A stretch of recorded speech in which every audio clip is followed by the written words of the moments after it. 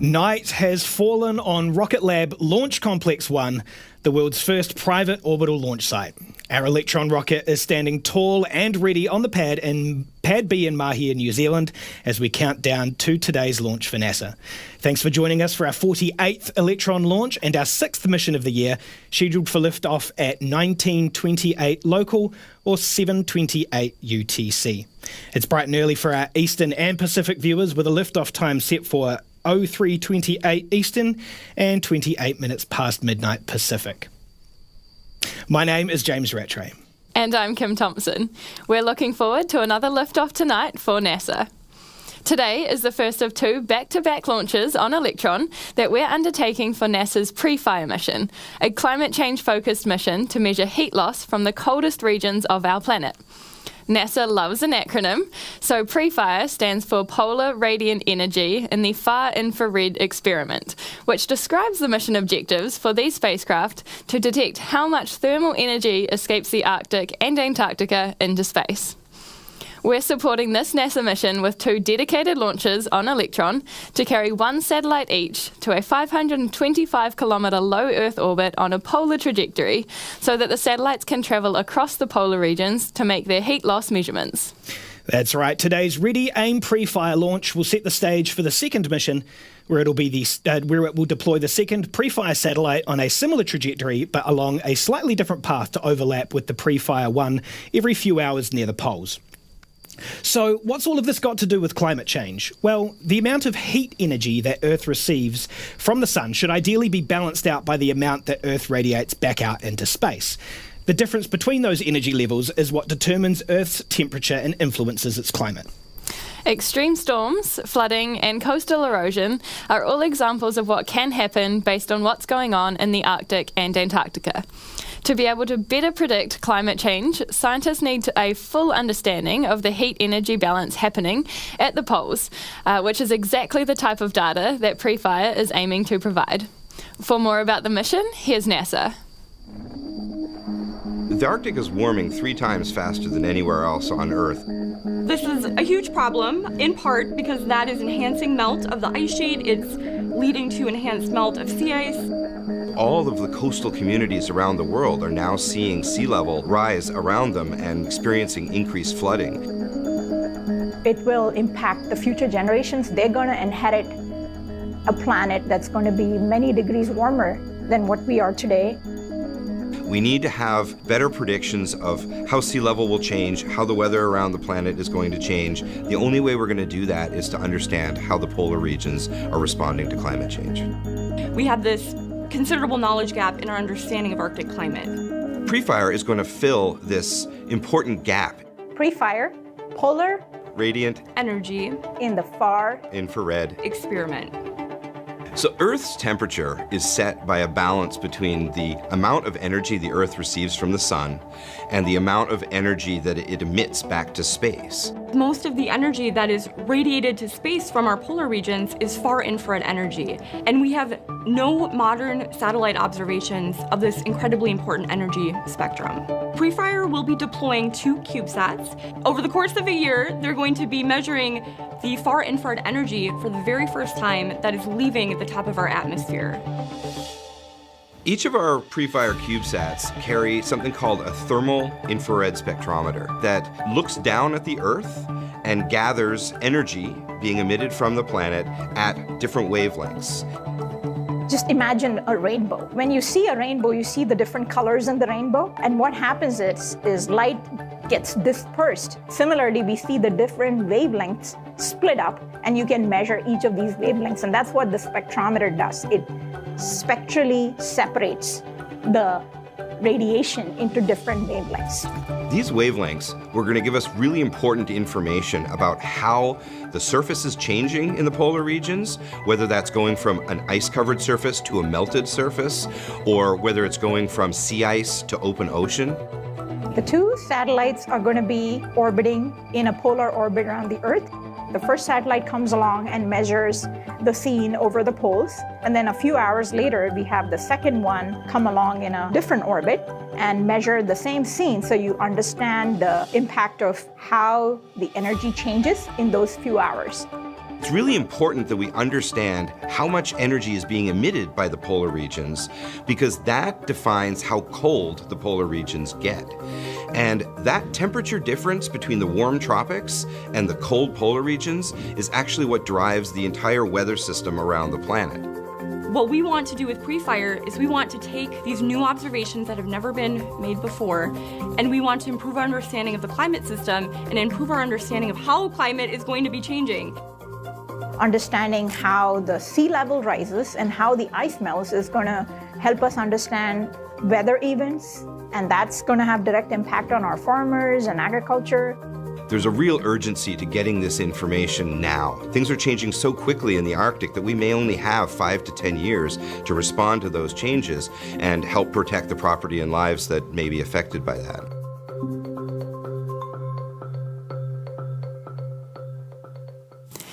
You really can pull off big science with small satellites. This is another great climate change mission by NASA that we can't wait to see launch on Electron.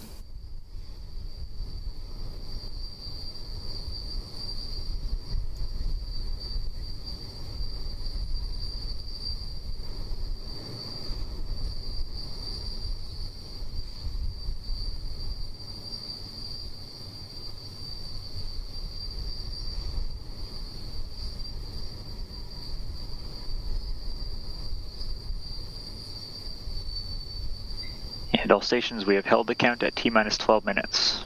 Please await further instruction once we get some good data on this winds.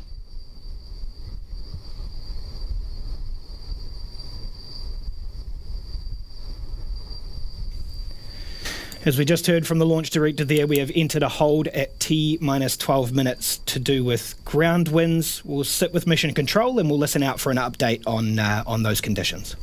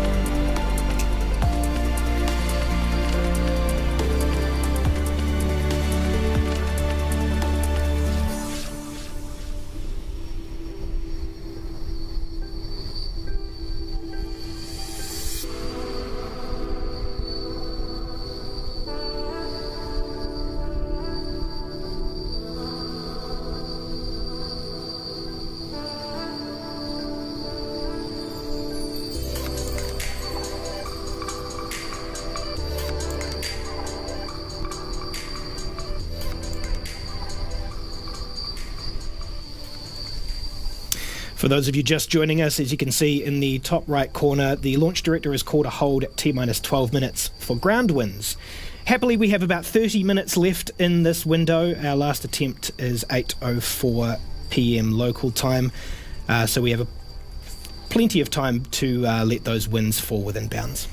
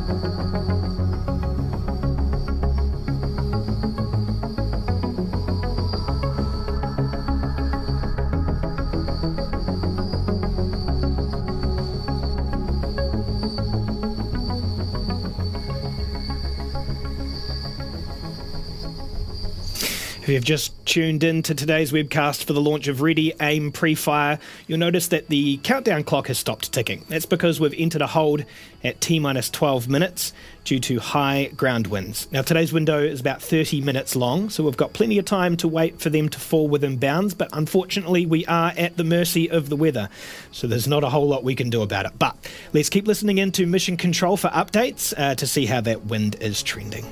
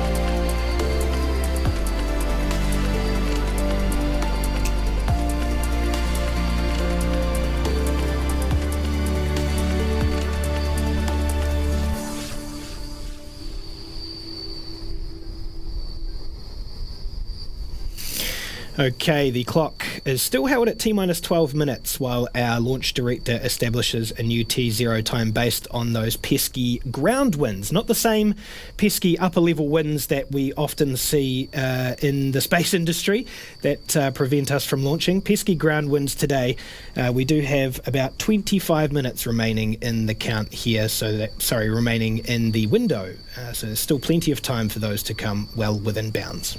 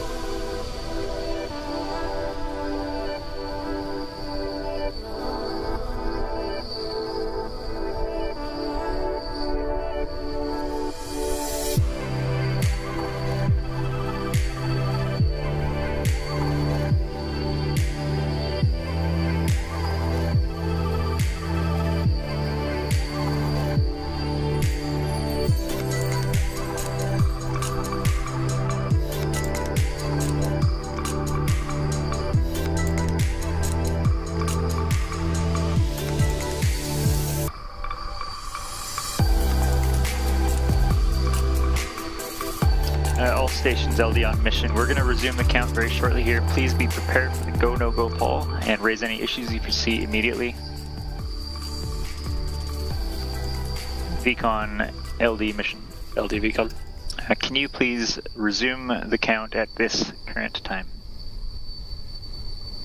The count is resumed. Okay, all stations LD on mission. Proceeding with the go, no go sequence. Stage. Stages go. Avionics. Avionics is go. GNC. GNC is go. VCon. VCon's go. T1. T1 is go. GC. GC is go. PLS. PLS is go. RSO. RSO is go. MET. MET is go. RF. RF is go. And MM. MM is go. LD SUP. LD SUP is go. Okay, all stations, the go, no go sequence is now complete. We are T-minus 11 minutes and 8 seconds and counting. We're go for terminals count auto sequence at T-minus 10 minutes. From this time, the 3-word hold procedure is in effect. And just one note for all stations that we are still tracking these ground winds, so be prepared in case we need to hold.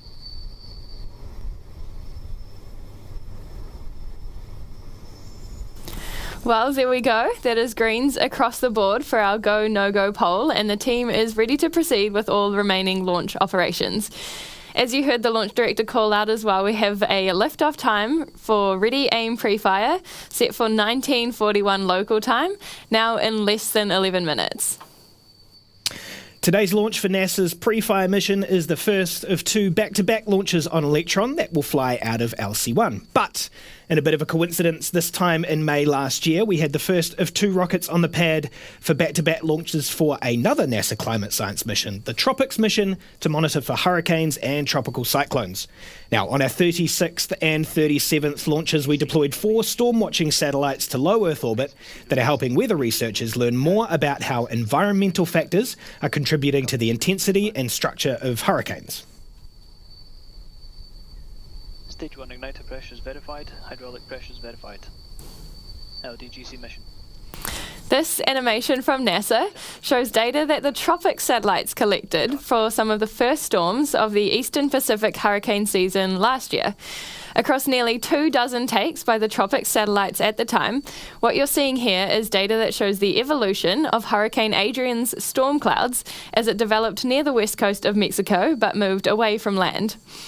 Our 2 launches for the TROPICS mission were a great example of how we support important science causes with responsive launch on Electron that gets satellites to exactly where they go. We caught up with mission manager Rebecca Sutton to take a look back.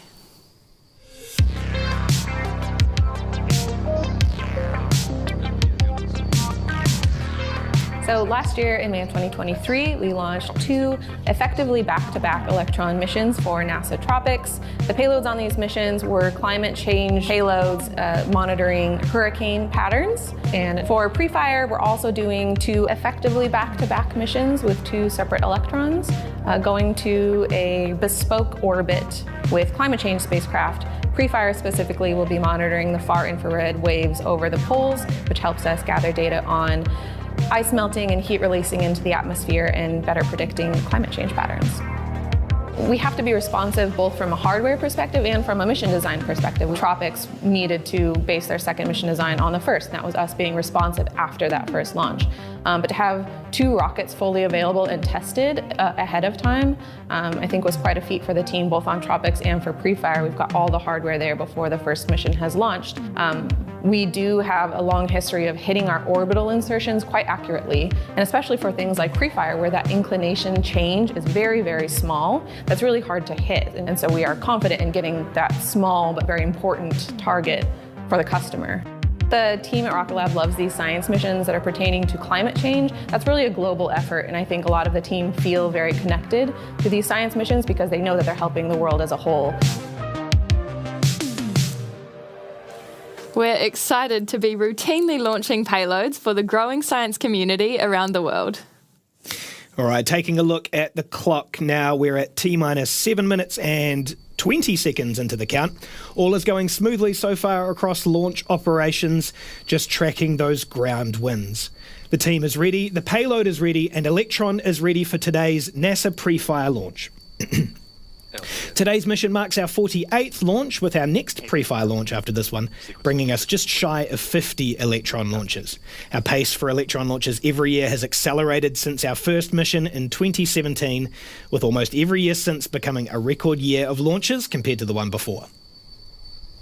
Ready Aim PREFIRE will launch on a southern trajectory at a 97.5 degree inclination to a 525 kilometre low Earth orbit. The vehicle you see on the pad there is an 18-metre 2-stage to orbit rocket made of carbon composite material throughout its main structures, which is what gives Electron its black appearance. Apart from its looks, of course, carbon composite construction helps to decrease Electron's mass by as much as 40% compared with traditional aluminium structures. Weighing about a tonne in dry mass, once fully fueled with its liquid oxygen and kerosene propellants, Electron reaches a liftoff mass of 13 times that to get the rocket and its payloads through Earth's atmosphere and into space. Powering that first stage are 9 Rutherford engines, each of them 3D printed and powered by batteries. With individual capability of up to 5,600 pounds of thrust at sea level, combined, the 9 engines produce around 50,600 pounds of thrust to achieve liftoff. Once Electron has made it to space, its separation system employs pneumatic pushes to separate the first stage from the second, which has a single space-optimized Rutherford engine that powers the mission the rest of the way to orbit. Shortly after the Stage 2 Rutherford engine lights up, Electron separates its fairing, or nose cone, which you can see at the top of the rocket on your screen. This is what surrounds and protects NASA's satellite aboard our orbital transfer vehicle, called the kick stage. That's right, the kick stage is designed to enable all sorts of mission requirements, including deploying payloads at multiple planes and inclinations, and higher altitude deployments and trajectory changes, which we demonstrated last launch. This innovative little platform has an engine of its own, called Curie, that's capable of multiple restarts on orbit, and which can perform orbit raising and lowering manoeuvres depending on the mission. For today's first PREFIRE launch, though, Curie will light up to circularise the kick stage and its attached satellites once it's been dropped off to its staging orbit by Electron's second stage.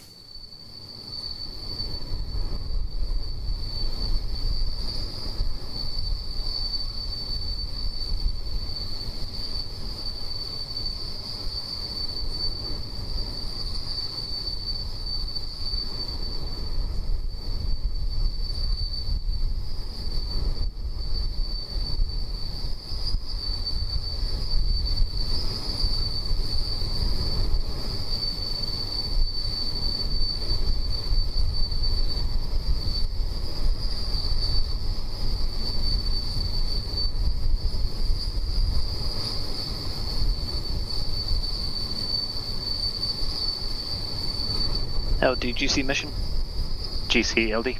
ECS is disabled, pad auto sequence is armed. And just like that, we are now at T-minus 4 minutes in the countdown to lift off for Ready, Aim, Pre-Fire.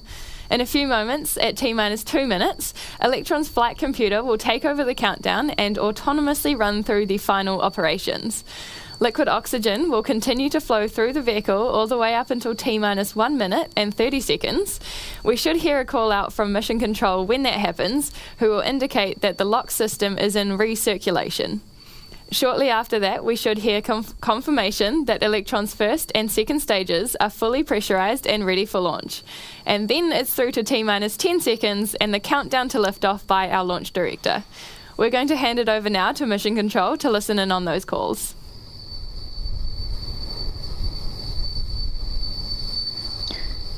All stations LD on mission. From now, there should be no red flags on your critical LCCs. VCON LD mission. LD VCON. Lock, auto sequence, and confirm. Confirmed, locked. And confirm all expected primary flight computer ASGOs are green. Confirmed, all ASGOs are green. And all stations, we are go for auto sequence start at T-minus 2 minutes. LD is go for launch.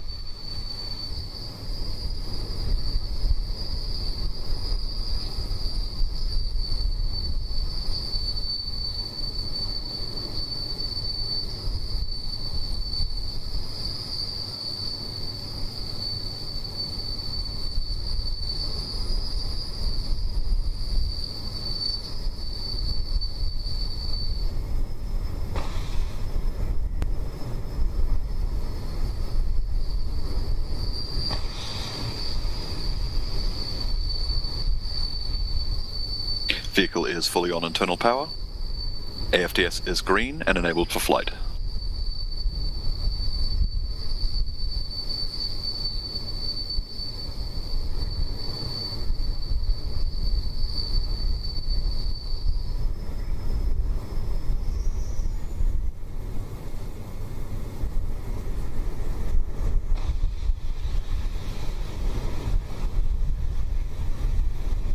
LOX load is complete. System is in recirculation.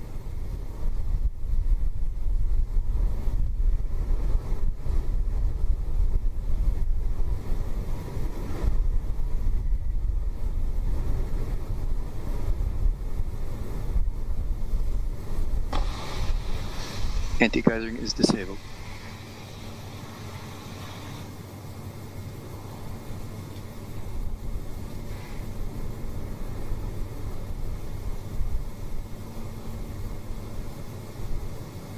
Stage 1 and Stage 2 tanks are pressed for flight.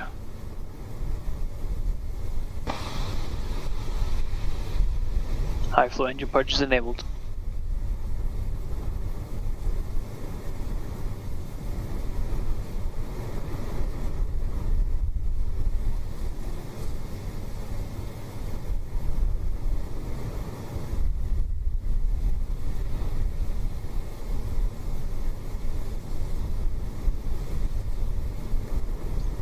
T-minus 20 seconds and counting.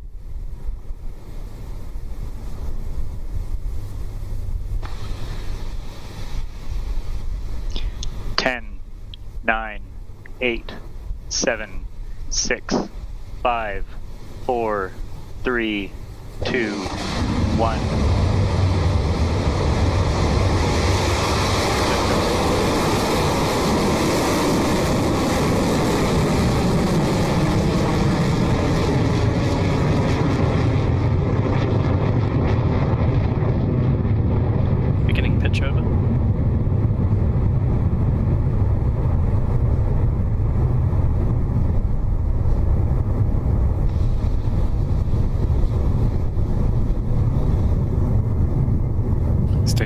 And with that, we have liftoff from Launch Complex 1 of our 48th Electron mission.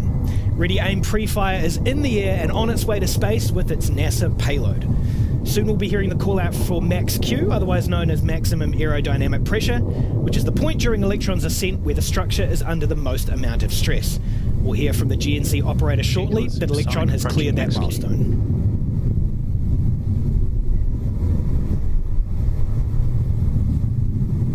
voltage battery discharge is nominal.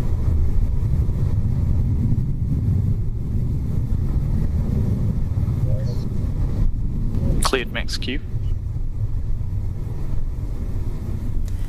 And that was the Max Q milestone, passed cleanly through by Electron as it carries on its mission to orbit for NASA. We're now at over 18 kilometres in altitude and moving at over 2,400 kilometres an hour. Next up will be 3 actions that are performed by Electron back to back to back. The first is main engine cutoff on the first stage, when all 9 Rutherford engines will shut Guidance down. is nominal. Next is stage separation, when the booster disconnects from stage 2, and then we will have second stage engine ignition, when the Rutherford engine on the second stage lights up to carry on with the mission. Those call-outs should be heard as MECO, stage separation, and second stage ignition. Let's listen in now.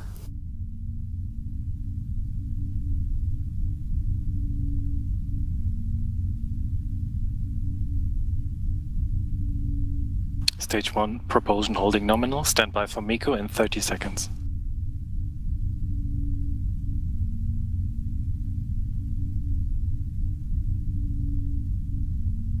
"15 seconds to staging. Entered burnout detect mode.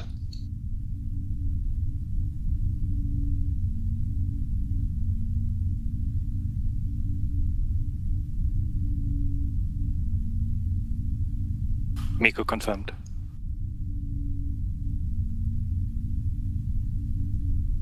Stage separation successful. Stage 2, ignition confirmed.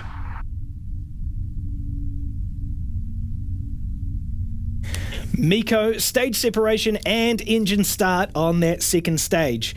Electron is sailing smoothly through space so far. Now, that red-hot engine nozzle that you see on your screen is what's powering Electron's second stage, past 105 kilometres in altitude and 8,350 kilometres an hour. High voltage battery discharge nominal. Now, although Electron is moving at over 7 times the speed of sound, there's very little resistance in the vacuum of space. So the next major milestone coming up is fairing jettison, where the 2 halves of the rocket's nose cone will separate and fall back to Earth. On missions like this, where the payload is a tiny portion of our overall mass, we leave the fairing connected for a little while longer than usual. Now, we should see that fairing jettison occur just after 4 minutes, and hopefully we'll get a good shot of them separating and falling on their way back to Earth.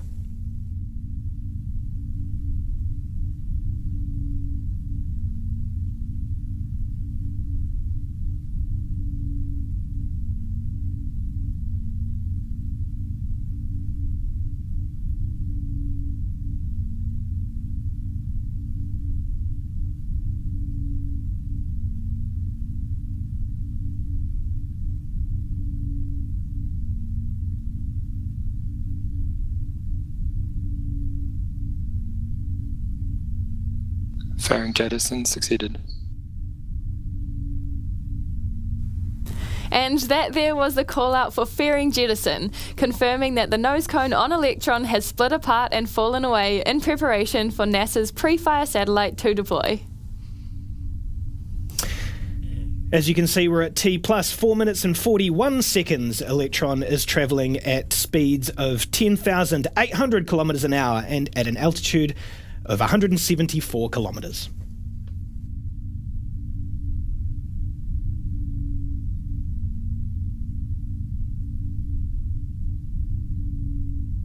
Stage 2, propulsion nominal.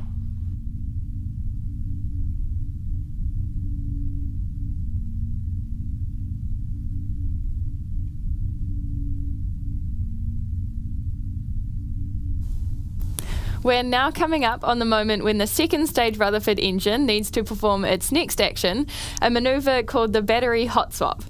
This is a move unique to our Rutherford engine. Since its pumps are powered by batteries, by this point in the journey, we need to swap out the draining battery packs for a fresh set of new ones that will keep the engine running. The old batteries will be ejected, and you can usually see that happen on your screen, so keep an eye out on the shiny object on the right of your screen just after 6 minutes into the mission.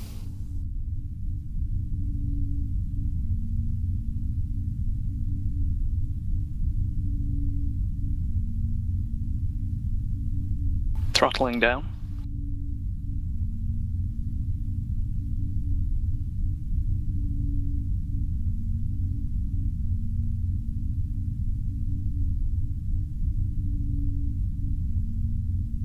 Hot swap successful.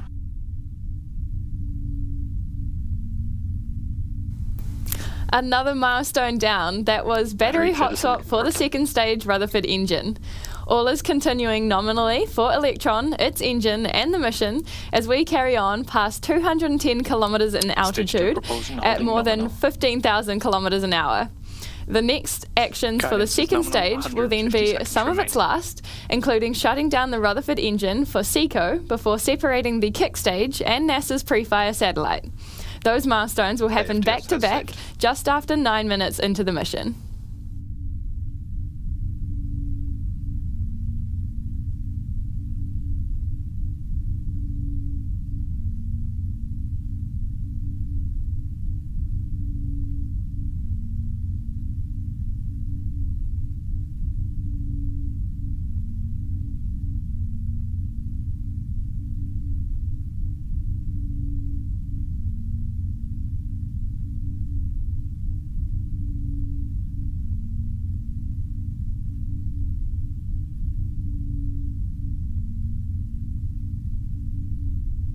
HVV battery discharge holding nominal.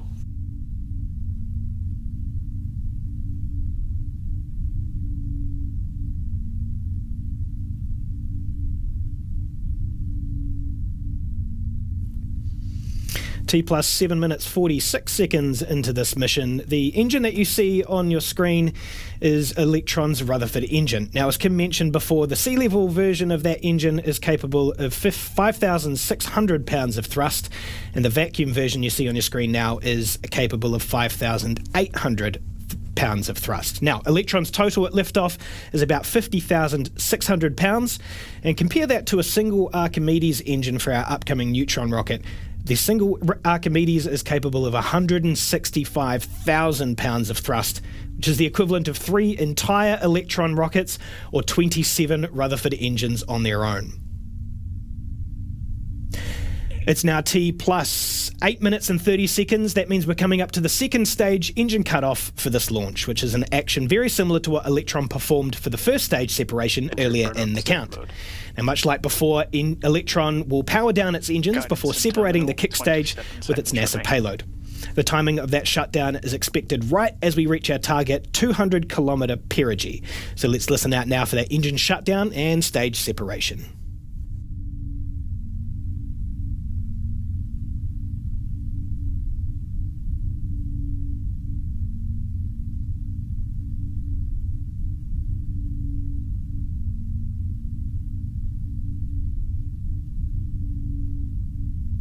SECO confirmed. Stage 3 separation confirmed. Nominal transfer orbit achieved. And just like that, 9.5 minutes after lifting off, we are in space. The second stage engine has now shut down, and the kick stage has separated, ready to perform its own specific maneuvers to place NASA's payload into its target low Earth orbit for the PREFIRE mission. We have a while to go until the kick stage completes its first half lap of Earth. It's at that point, when we're on the opposite side of the sphere to where we are now, that the kick stage will fire up its Curie engine to circularize its orbit ahead of release of the PREFIRE satellites out into space. We'll be back on this webcast to listen through those final calls at around T plus 50 minutes. We'll see you back here then.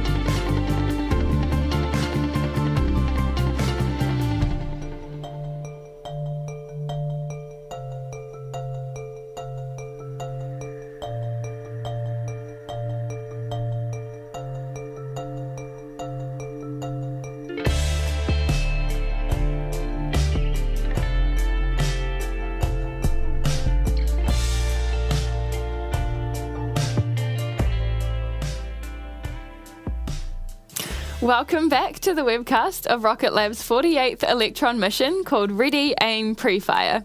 Earlier this evening, Electron lifted off of the pad from Launch Complex 1 with its NASA satellite on board for its PREFIRE mission, a mission to monitor the heat lost to space from the Arctic and Antarctica to better predict climate change. After completing all the usual mission milestones like max Q, stage separation between stages 1 and 2, fairing separation and stage separation between the second stage and the kick stage, we are now at the final moments of the mission before our kick stage deploys the NASA satellite to space. Just now, the kick stage has reached its 525-kilometre apogee above Earth.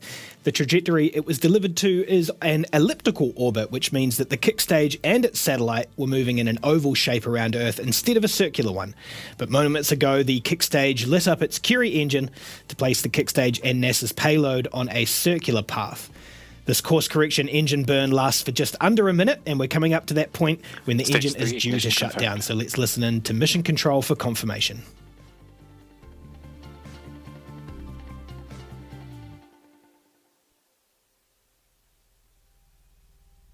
Stage 3 propulsion is nominal.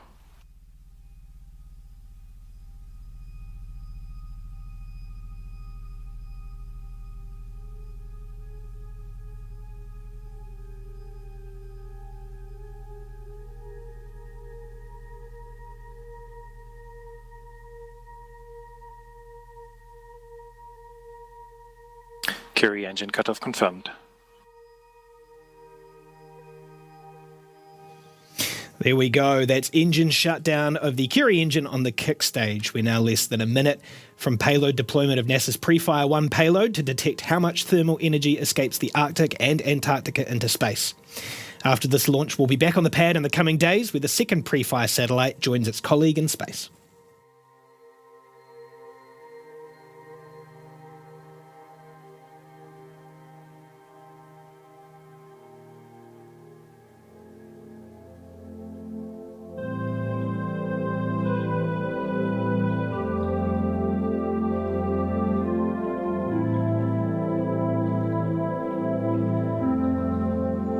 PREFIRE 1 deployment confirmed.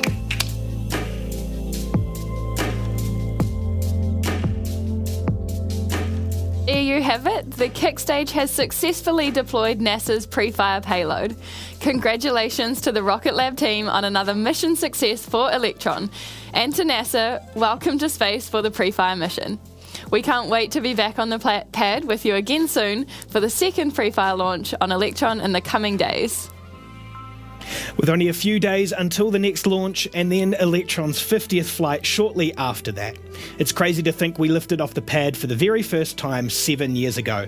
In fact, 7 years to the day, May 25th, 2017. For now though, we'll say goodbye and we'll end the broadcast here, but keep across our social media channels for all other updates about Rocket Lab and our upcoming missions. Until next time, thank you so much for joining us for today's launch. This is Rocket Lab Mission Control signing off.